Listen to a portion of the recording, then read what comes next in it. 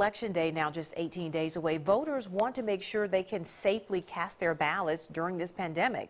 Some local organizations are making sure that every vote is counted safely. Our Stephanie Poole joins us in the studio with details on an event today. Stephanie.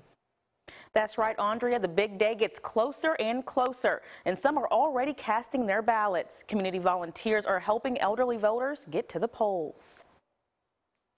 The wheels on the bus go round and round. This time, they're heading to the Lowndes County Courthouse. Since the absentee process is going on here in the state of Mississippi, we want our seniors who are 65 years of age and older to know that they can get out and vote with no additional reason, vote by absentee because of their age, primarily due to COVID-19. We want them to feel safe and secure, but most importantly, know that their vote will count. Tony Johnson is the event coordinator. Johnson says the threat of COVID-19 is a concern for elderly voters. When you add a pandemic like Corona to this election cycle, it makes people nervous. No one has ever voted during the pandemic. I know I haven't. So we want to make sure that voters are educated.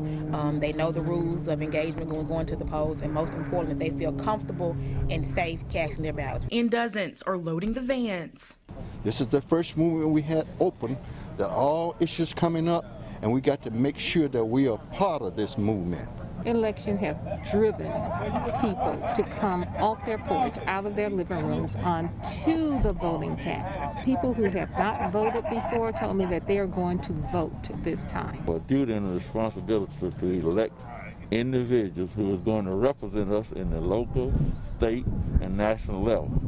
And if we don't go vote, then you are voting for the one who are put there. District 38 State Representative Sheck Taylor says it's up to the people to vote for who they want in office. And we want to send a strong signal that now is the time. So you can vote today, you can vote tomorrow, you can vote up until Election Day, but we want you to vote early, and we want this to make sure that this is a monumental occasion.